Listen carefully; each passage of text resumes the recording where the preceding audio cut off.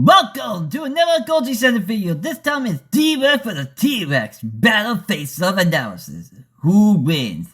This time we're going to be seeing the Destroyer King face against the Tyrant Wizard King by Goji Center. Well, that time for the video. Distortus Rex, the abominable mutant whose origins and real purpose of creation is still shrouded in mystery. The monster that terrorized the lesser beings of St. Hubert, and one who could have treated the Jurassic fanbase with one more showdown. What if the latest Jurassic saga followed suit with a tradition the third outing established and gave us a colossal clash of carnivores? Today on Goji Center, we consider the build, abilities, and X factors to determine which Rex might have come out on top had Jurassic World Rebirth capped off in a different way. In this special short and sweet edition of Monster Face-Off, we'll discuss what could have happened if the D-Rex and new T-Rex faced off at the end. The fight that never was will be displayed here in the battle arena.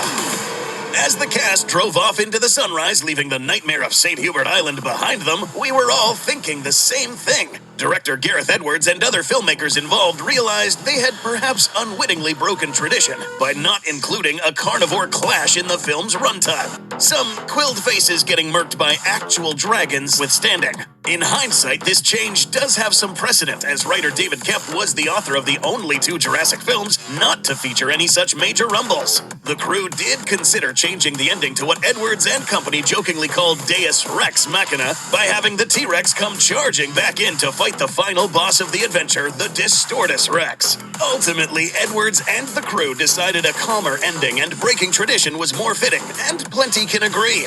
D-Rex is still currently alive in this Jurassic timeline, but we still can't help but wonder, against such a tower of terror, could even the new T-Rex, trumped up as possibly the most powerful yet in the franchise, have stood a chance? Would it win in a straight fight due to some unforeseen advantage? Or might the sheer size and power of the Chopper Chomper reign supreme all the same? Before continuing this episode of Monster Face-Off, we will take into account all the stats provided by official sources and evidence seen in the films. We'll make evaluations based on those stats and try to figure out who should have won, regardless of what rumors have said about who would have won. So, with that said, let's have a look. Let's do it.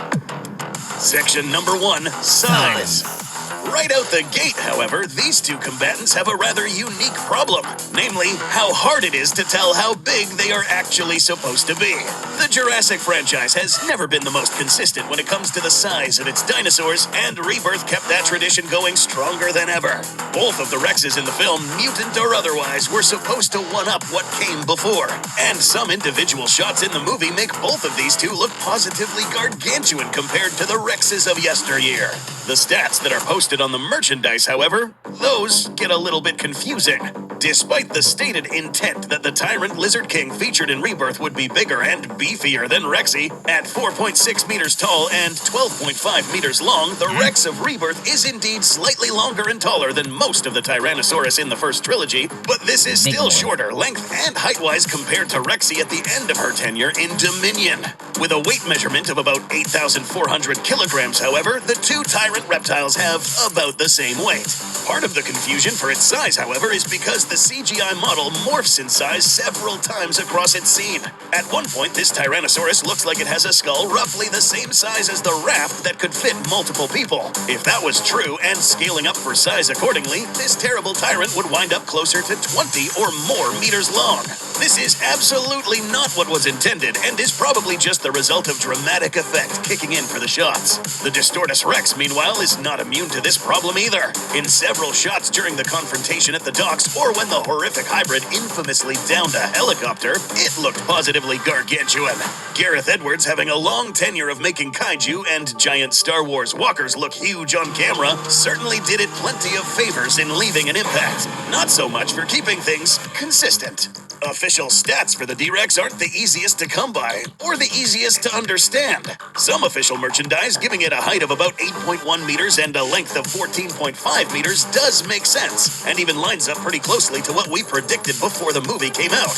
Weight, however, is where it gets confusing. The same information card for the height and weight gives a bafflingly big range from 12.7 tons to upwards of nearly double that at 21.9 tons. This larger metric actually does make a lot of sense, given the hybrid size. But some of the same cards very strangely imply the Spinosaurus in the film that are clearly smaller than the Rebirth Rex are almost the same weight. Additionally, sources from both the tie-in merch and Universal's release documents typically give the Distortus an oddly light weight of 9 to 11 tons. This isn't just light, it also strangely contradicts numerous notes that this distorted king is supposed to be at least twice the weight of a typical Tyrannosaurus. See what we mean when we say the Jurassic franchise's sizes can be confusing? Mixing and matching how big these two look in different scenes could make the comparison either surprisingly close or very lopsided. So, for the sake of fairness, we're going to use the higher estimates for the T-Rex and a midpoint for the Distortus's weight. This gives us an 8.4-ton Tyrant Lizard King versus a 17.3-ton Distorted King, which fittingly lines up pretty well with the often quoted twice as big as T-Rex remark.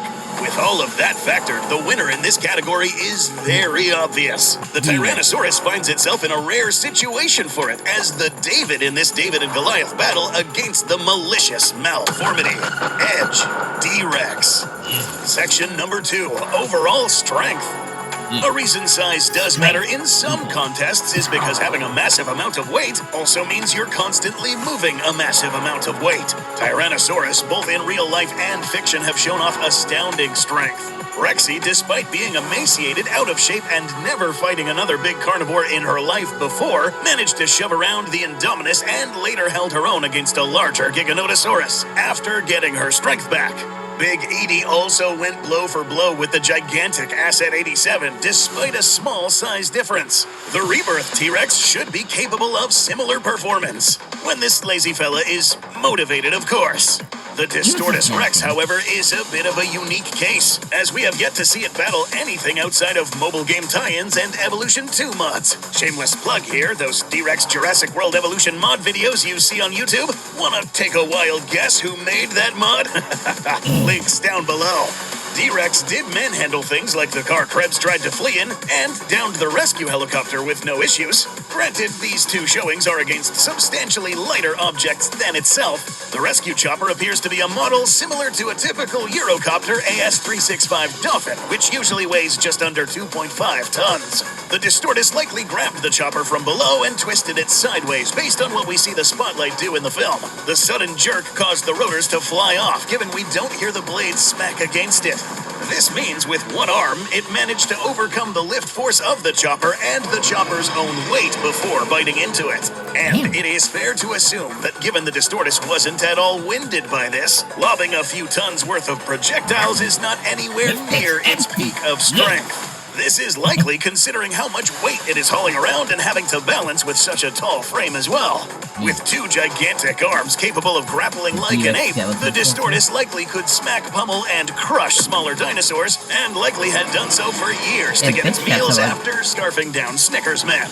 Could it lift up the T-Rex? Perhaps, but its tall stance and how much its foe could be thrashing about might make it awkward to try, even if it could lift up 8 tons with a single arm. Though it is possible, such a feat might require both arms, and putting all that misbalanced weight on just its legs might be a bit too much for it. Still, sheer size does mean more muscle to heft with, and more mass to absorb force when wrestling and battling an opponent. Edge goes to the deformed king. Section 3, Maneuverability. Now, the new Tyrannosaurus seen in Rebirth wasn't breaking any land speed records when it went after the Delgado family. However, its lack of success might be more down to lack of trying than actual lack of speed. Chances are part of the reason it decided to go on the hunt was just as much out of boredom and instincts kicking up seeing a loud screaming object moving away from it as it was any hunger.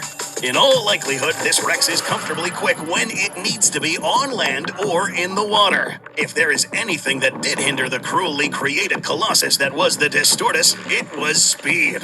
We don't really see the D-Rex ever having a particular need to start booking it, but looking at its build doesn't really imply anything particularly swift. Its extremely tall stance, skinny limbs, and malformed body would make picking up speed awkward. Agility is another factor.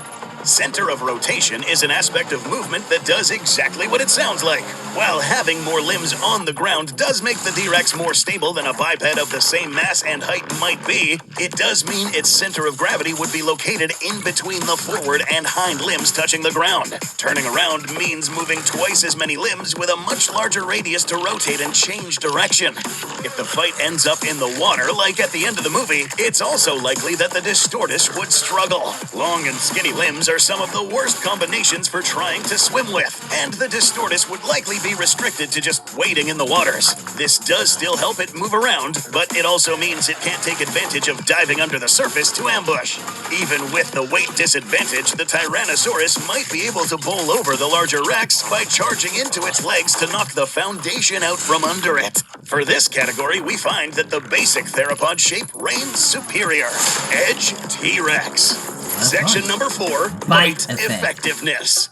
The Distortus, meanwhile, leaves a very big impression when it, well, literally left an impression on that helicopter with its teeth. Now, ignoring the fact it grew about 5 times its size for that shot, thanks Gareth, biting into a helicopter is still an impressive display of strength. The bite of 25 was mostly focused on the cockpit and aluminum body of the chopper. The T-Rex didn't completely crunch through any of the sturdier ribbing and reinforcements, but punching its teeth through the aluminum and cockpit is still impressive.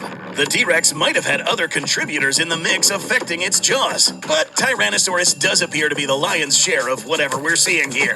Compared to a normal Tyrannosaurus jaw, the Distorted King does appear to have some deformities resembling brachycephalic animals. This is where the facial bones aren't allowed to grow to the extent they were supposed to, and usually result in snub noses and bent jaws. Pugs and the fellow hybrid, the Scorpius Rex, have a similar condition. This doesn't necessarily mean the jaws are weak, just that they might not be working as optimally as a Tyrannosaurus of equal size would. Applying information from real-life studies about theropod jaws, such as Dr. Manabu Sakamoto's 2022 study on theropod bite mechanics, we can make an estimate on what kind of chomp we're looking at here using our model. Scaling up from other known tyrannosaurs with the formulas provided, we get a potential chomping force between about 72,000 to 92,000 newtons. Admittedly, this is not an exact estimate. Movie physics and exact size scaling aside, the actual force could wind up being much lower than this because of the deformities in the jaw. Ignoring how the D-Rex suddenly grew into a kaiju to fit the helicopter into its mouth, even just a portion of this force would be more than enough to punch through the aluminum and glass without severely damaging the sturdier parts of the chopper. The Tyrannosaurs in the Jurassic franchise may not always have quite as crushing of a bite as they should, but they are still quite powerful all the same, and usually are given a ballpark range across various statements matching up to the real thing. So, a real-life T-Rex with all of the bells and whistles should be biting more effectively. But the movie versions aren't necessarily a slouch, and the rebirth Tyrannosaurus does have a head and teeth more in line with the real thing than prior movie versions. Scaled to the stated metrics, it has a head similar in size to some studied specimens. This means a crunching force somewhere in the 40,000 to 55,000 Newton range, accounting for some differences in jaw structure and playing it safe. Could be higher if we assume similar mechanical advantages. So, the Distorted King likely has a heftier crush even with a suboptimal jaw, but the Tyrant King is not far behind, and would be more easily able to land multiple bites thanks to its frame. In the biting department, one can probably crunch harder, but the other can chomp down more easily and quickly. That means equal damage. For this category, we'll leave it as a draw for both combatants. Section number 5, Auxiliary Weapons. While the rebirth Tyrannosaurus never showed any particular need to move quickly outside of an accidental disappearing act, there's little reason to think it can't. Extra mass might slow it down compared to someone like Rexy back in 1993, but even moving at a slower pace, it still has a very robust head that would be perfect for bludgeoning and crushing. The Buck, Bull, and Big Edie have all shown that Tyrannosaurs in this franchise are not adverse to using their heads as battering rams or bludgeons. A full body charge with enough speed behind it focused on that big brow at the top of its head could easily produce kinetic energy exceeding 300 to 400 kilojoules. How much impact force is behind that would depend on a lot of factors, but those are similar numbers to a 35-mile-per-hour pickup truck crash when not accounting for the crumple zones. The Distortus, meanwhile, doesn't really have the speed or the striking capability to use its head like that. It might not even want to, given how soft the top of its skull seems to be. Instead, its best asset in the fight, probably even more so than its head, would be its arms. Whatever is in the mix with this horrendous hybrid mutant gives it plenty of dexterity. In the fight, the Distorted King would swat, smack, and crush with potentially disastrous amounts of force. If the Tyrannosaurus got pinned to the ground and smashed from above, so all that force is pressed against the hard ground, that might be curtains for the Tyrant Lizard King. These same arms did also casually throw a roughly 2-ton helicopter after all. Whether they could actually pick up the Tyrannosaurus remains to be seen. In this specific fight, it might not even have to. Given how tall the Distortus is and how it seems to need to move carefully to avoid toppling, something supported by the universal documents, lifting about half its own body weight with just one arm might not be feasible. Using both arms might get the job done, but that would leave it with a substantially less stable stance. This doesn't appear to be something that would be throwing itself around and swinging about like Tarzan. Grappling could be done to try and seize hold of the Tyrannosaurus, but swinging or hefting its opponents might be outside the wheelhouse and not used in favor of pummeling and smashing. The Tyrannosaurus's charge does give it a potentially critical opening attack to knock the Distortus off balance. However, it would need space and an opening to wind up for the best effect. Thanks to its great reach and potential to follow up, the deformed king takes this advantage. Section 6, X Factors. The senses of Tyrannosaurus, both in real life and in the franchise, have already been covered extensively before. The Lost World established the replicated tyrants still have their superb sense of smell. Other outings in the franchise can vouch for a good sense of hearing and night vision. What's going on with the motion-based vision is a matter of debate, but most of the films seem to indicate at the very least the replicated Tyrannosaurus from the original 90s batch more easily track moving objects than stationary ones. It remains to be seen or confirmed if this newer model suffered the same issues or not, but it likely has decent enough vision all the same. It's also noteworthy that this T-Rex is extremely stealthy when it wants to be, being quieter in movement and vocalizing than prior Tyrannosaurus. The Distortus Rex, however, is quite mysterious on what's going on under the hood. For example, that noticeably bulbous forehead it has could be from having a species like a beluga added into the mixture. These and other dolphins actually have fairly gnarly-looking skulls that bear more than a passing resemblance to crocodiles when you look at just the bones. The round protrusion that smooths out the head is largely made up by an organ called a melon. Made of specialized fats and wax, this organ helps to focus echolocation into specific directions. So, does the Distortus have this and it has another means of navigating the dark? Impossible to tell, really. This exact same shape could also be due to errors in embryonic development. Hydrocephaly is a condition where cerebrospinal fluids build up in the brain case. This can put pressure on the brain, damaging parts and causing the head to abnormally swell, expanding the skull or leaving soft, squishy lobes outside of the skull. So we're left with a bit of a question. Either the D-Rex looks this way because it is a hybrid and might have some special abilities, or it looks the way it does because it's deformed. We stress that there really is no concrete answer on this one yet film-wise. To give our best guess, we can look at the traits involved as well as what the creature does in the movie. If the Distortus has echolocation, it doesn't really seem to be showing it, given how easily it lost track of Duncan when he was right in front of it at the end of the movie. Known symptoms for hydrocephalic individuals, meanwhile, include distorted voices, changes in reasoning, irritability, poor temper control, slowed movement, and decreased coordination. Those all don't sound a lot like what we see more than any whale-based superpower. Universal easily could change this with more information, but for now, the D-Rex's distinctive look seems to be more a factor of distortion than any intentional hybrid design. This X Factor did discuss a lot of what we would cover in the senses category, so for this potentially critical edge in ambushing at night, the Tyrannosaurus takes another point. With all our stats in play, let's take a quick look at how this fight could go. The Volsargi is a main battle between the Not by humans.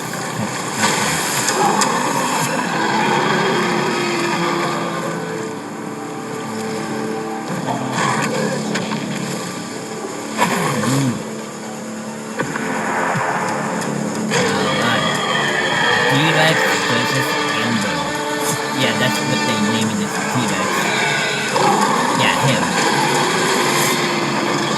Let's rock.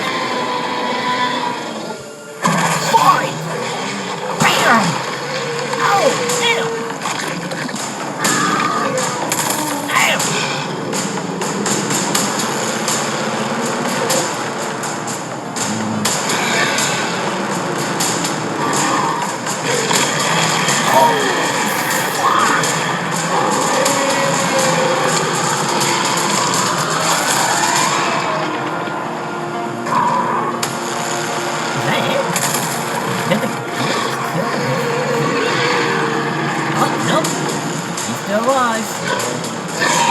Oh, he's trying to get away.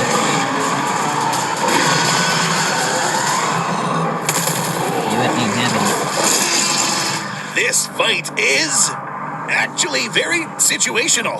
In an upfront brawl where both of them can see each other and there are no obstacles, the Distortus would probably come out on top, thanks to leveraging its greater weight and strength, having little trouble grabbing onto the Tyrannosaurus and slamming it to the ground repeatedly with one arm whilst wailing on it with the other. It could soften up and badly wound the T-Rex before finishing it off with a bite to the throat or trampling it. However, the circumstances of the fight in the movie might tilt the odds. Given this T-Rex seems to be very adept in the water and likes to hang around rivers, it is likely the fight would involve the T-Rex ambushing the D-Rex in the water and taking it by surprise. Since the D-Rex would be wading into the river, that means the T-Rex would likely go for the legs and get the first strike. It might not be enough to drop the D-Rex, but it could cut into the foundations and slow the already less nimble behemoth down. From there, if the D-Rex could grab a hold of the T-Rex and fight back, it might get some momentum. But fighting at night and in all that water and darkness could make keeping hold and pummeling the T-Rex difficult. A direct bite would be devastating, but getting close might also put the D-Rex at risk of a crunch to its own face and rupturing the soft dome of its noggin. This is where the humans might have intervened to help further tilt the odds. Well-executed flares might distract the T-Rex momentarily and give the T-Rex another opening. Alternatively, if the T-Rex got back in the water, it might be able to escape notice and come back for another surprise attack aimed at a more critical spot like the face or neck. Now, it was rumored that the T-Rex was actually supposed to win this fight. Quite frankly, we think that this happening, that being T-Rex pulling off this win, would be quite difficult in a fair and square fight in neutral terrain. If the T-Rex does manage to win, it would have been depending on outside factors such as leveraging terrain, humans playing a major role in distracting the T-Rex, and the T-Rex leveraging this distraction to then kill the Distortus Rex. And where did we see this happen before?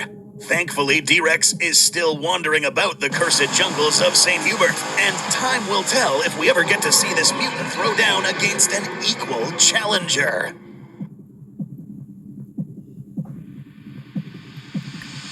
That was the battle of the death. Now, it could be possible that they could be different outcomes, but I'm kind of glad they didn't go for the battle to the death. Because the Destroyer is my little baby boy. He had done nothing wrong. The humans are the bastards here. Fuck them humans. Ron was being cute as fuck, and all the mutant guns are being creepy but in a cool way. Well, that was it. I'll see you guys next time.